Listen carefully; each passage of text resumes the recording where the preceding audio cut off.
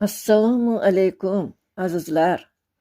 Tinchligu xotirjamlikda, sog'-salomat, yangi kunni qarshiladingizmi? Omon bo'ling. Azizlar, yangi 1447-hijriy yilimiz ham kirib keldi. Xayrli va muborak bo'lsin. Dunyoga tinchlik, yurtimizga obodlik, ahillik va xonadonlarga fayzu barakotlar keltirsin. Yillar o'taverar ekan-u, lekin yildan yilga ikki olam sarvari payg'ambarimiz Muhammad Mustafa sallallohu alayhi vasallam yashaganlari saodat asridan uzoqlashib boraverar ekanmiz.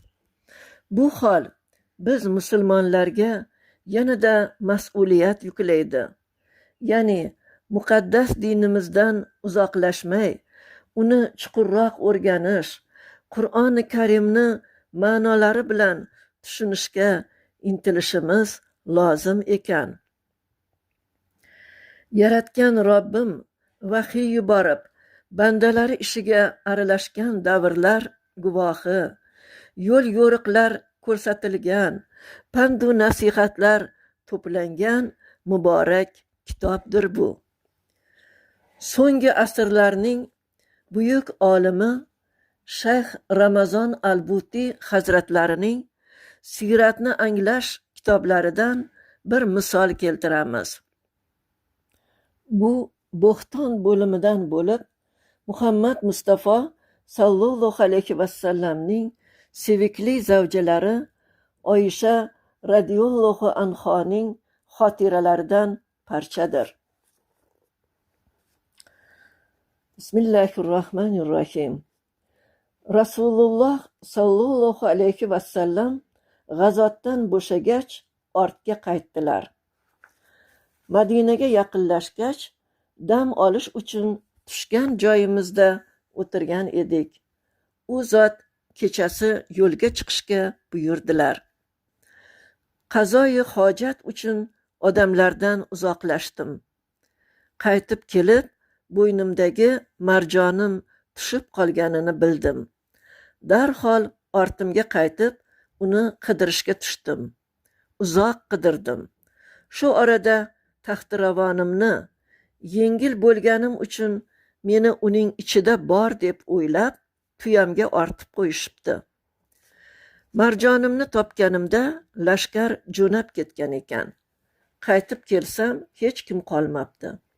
Meni qidirib kelishadi deb joyimdan jilmaslikka qaror qildim. Safvon ibn Muattal ismli sahoba lashkardan ancha orqada bo'lgani uchun men turgan joyga kelganda bir odamning qorasini ko'radi. Yaqinroq kelib meni ko'rishi bilan tanib qoladi. Alloh nomiga qasamki, biron kalima so'zlashmadik. Pastga tushib, tuyasini cho'ktirdi. Men tuyaga mindim. Safvon tuyani yetaklab ketdi.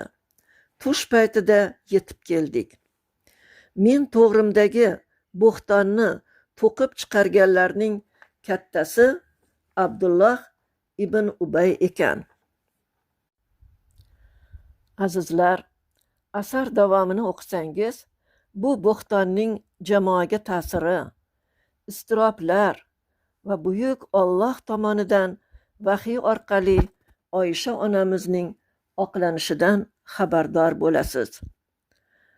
Naqadar buyuk, naqadar odil zotdir u.